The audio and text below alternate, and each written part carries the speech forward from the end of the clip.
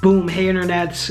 Good question here. What does it cost to start a clothing company? Here I'm going to talk about budget and a couple different things no matter where you're starting in the range, and just give you my 1-2 on how to approach that as a starting brand. John Phenom, been working in apparel for over 21 years. So worked in the capacity of apparel designer and moved all the way up to creative director and brand director at my last several companies. A lot of people will put a number to this, like, can I launch for 500? Can I launch for 1,000? Can I launch for 50 bucks? And I've definitely put out videos and seen videos in the YouTube webosphere before. And so, can you start a company for 50 bucks? You can, in the way that you can do anything, right? Like, you can try to start with 50. Are you gonna make it? That's a tough question to answer, because even with people that are funded, I've brought this up on my channel before, one of the first companies I consulted with had north of 200,000 and didn't make it. Their company was grounded within, I would say, 3 years. And so I would definitely consider them funded. And so dealing with any small amount of number under 200,000 is going to be just as tough.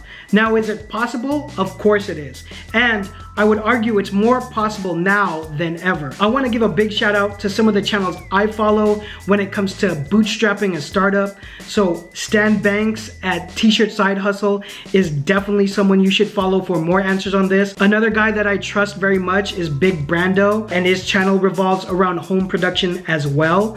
And on my channel, you guys have seen me do a collab with Stan Banks and Supercolor. And I think Supercolor, as an example, is one great tool that you can use to get full color prints and still use your blanks really economically, right? It's like sniper shooting. The blank only gets used if you have a purchase for it. So you heat press it on, the quality is amazing, and you send it out to your customer. But let me back up and say, if you do have 500 bucks, what I would do is figure out what your costs are and what the first product is that you're going to put out, and try to sell it, right? So the next question that happens is, how much should I do and what should I do?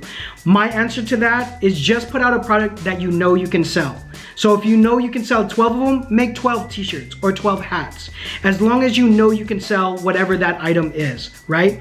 But we want to get past our friends and family. And so what I say on my channel is the first couple rounds are trying to get proof of concept. Within that time, you're going to be making massive changes, right? You might even come up with a whole new logo at the end of your first 6 drops of product, right? And so you don't need to listen to doing seasons. You could do drops as you want. You could start with a logo shirt. You could start with a photographic image type shirt. You could do whatever you want, as long as you sell it out and you keep moving the brand forward. And we're looking for proof of concept, meaning people are checking for the brand, there's some steam behind it, and there's some actual momentum. Each time you sell out, you're gonna take that margin and put it into a bigger budget and a bigger budget. So essentially, that is my answer. How much does it take? Think of the amount that you can put towards the project, and then from that, you're gonna backwards map your budget and how you're gonna execute.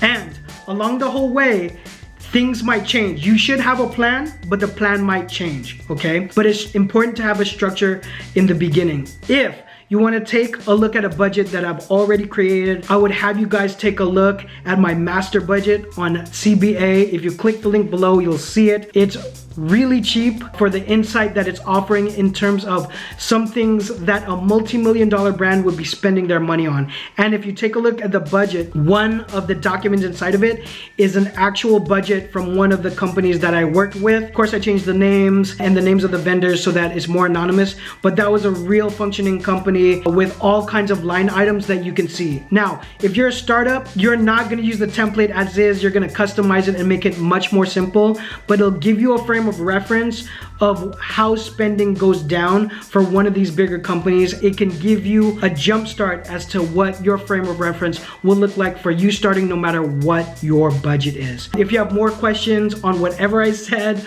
or something else about your brand, please drop it all down below, or you can text me at this number. I always get that on my iPhone and I always respond back. I will see you guys on the next one. Bye.